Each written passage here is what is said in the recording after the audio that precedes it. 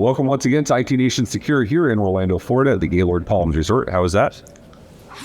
Finally got it right. Where are we? Hold on. All right, I'm Ray Orsini, and we're here covering the PitchIT contestants here at Secure. Joining me in doing this is the illustrious grand premier host of the PitchIT contest, Mr. Sean Lardo. How you doing, Sean? I'm doing great. I don't even know how to really follow up on that because there was a lot. That was amazing. I didn't know you knew that many. Thank you. That's not. Hold on. I'm going to Google some things. So, Ray, I'm doing well. Thank you for having us on your stupendous show.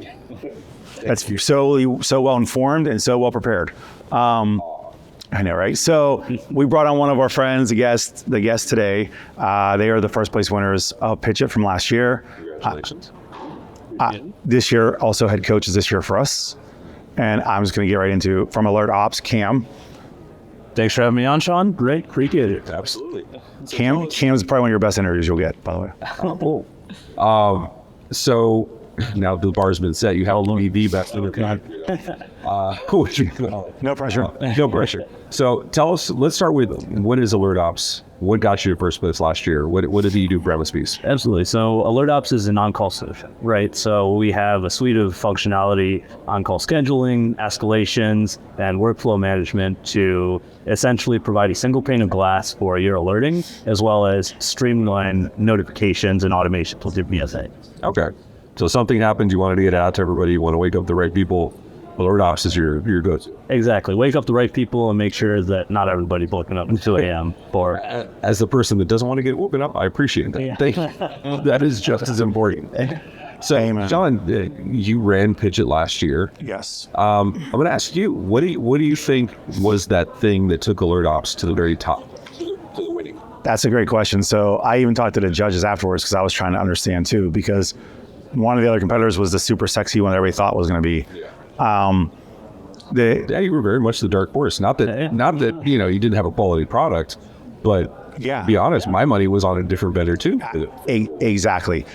So, a couple of things that are simple, obvious things that when we talked about it made sense was, when you're looking at a business, you're looking at a business that can find constant business. It has to be a constant day-to-day need. We obviously buy our one-offs here and they're like, oh, I have to have this unicorn pillow that I have. I love it, right? Right. You have to have that hat, right? So, exactly. But when you talk about day in, day out, there's some things that are necessities, fact. So that's one element of this. The second was the ability to talk about, you're talking about the ability to automate and improve operational efficiency. Because one of the biggest struggle points in our space, and you know this firsthand, is that first line of defense on what people are doing, how quickly they can have resolution. Because every time you don't resolve something quickly, it turns into a long process that you have to include 6 other people to fix it all of a sudden. And everybody has to spend time apologizing and work around the clock. Well, and that's the interesting thing, right? Because I can tell you, as I was the owner of an MSP and now the owner of a SaaS company, on-call is one of the things it's one of the most hated phrases in all of MSP land. Yes. Nobody wants to be on call. Nobody wants to pay for on call. Nobody wants to have to support on call. But we all need it because we're a service industry, right? Mm-hmm. And there are other tools that have been made for on call. But as far as I understand, AlertOps is the only one built from the MSP space. Exactly, right. So similar to Adam, we didn't actually come from the MSP space, but as we saw kind of a natural inclination for MSPs to resonate with the way that we manage on call, we started building more and more integrations, right, with common tools and staff of a network suite. And as a byproduct of that, along with the fact that we were actually focused on the use cases that persist on a day-to-day basis for MSPs, we saw substantial success in actually helping people solve the problems that they otherwise had to find kludgy solutions and work around to make happen. Well, you didn't have an on-call schedule for the longest time. It was me, not because I didn't have others that would do it, but because managing on-call schedule was misery. Yep. So, and you're right. There are tools that you use every once in a while, and then there's I like to call it the plumbing. Yeah, absolutely. It's no different than having enough pens, having electricity for your monitors, for your dashboards. Yep. Being able to communicate and get alerting out, that is so critical, especially in a service organization, because MSPs are being attacked by everything. Absolutely, exactly. But let's go. To our right, we have the SOC box Exactly. Terrifying everybody. Yes, but you're right. But it's not just, but it's also being able to eliminate the noise, having the right notifications at the right time to the right person. That's a big deal. And then the third final piece why they won is they were able to articulate this in a value prop that made sense to everybody. It registered with the audience. It registered with the judges. That if you, no matter how great your product is, if you can't speak to it and give value, it doesn't matter. It's irrelevant. So that's how are it. you taking that as in your head coaching role? How are you taking that to the new class of PitchIT consultants? I think that was one of the biggest things that I really gained from the PitchIT experience, right? It was obviously the community because we didn't know anyone. Right. Thanks to Sean, now we do. But, Oh yeah.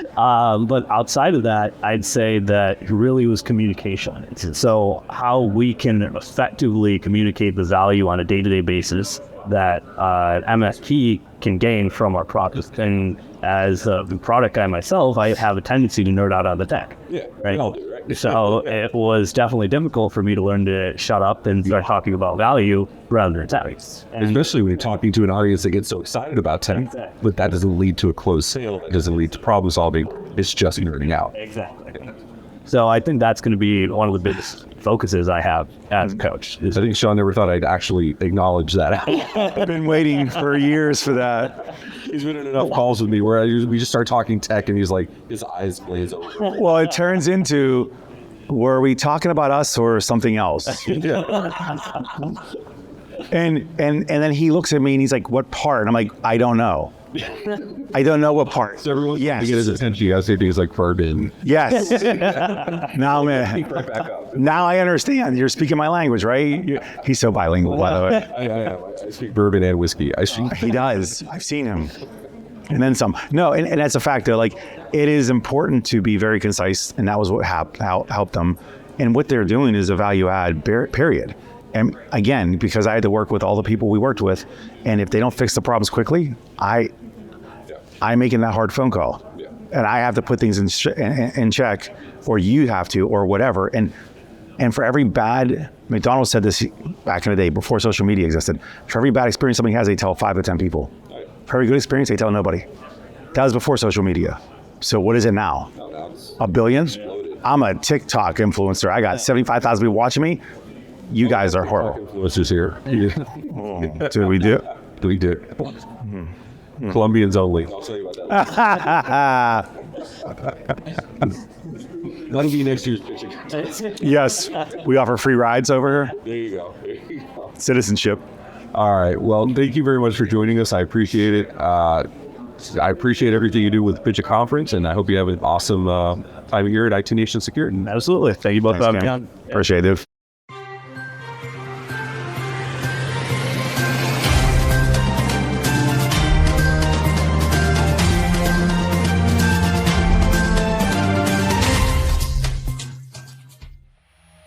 This has been a broadcast of the MSP Media Network.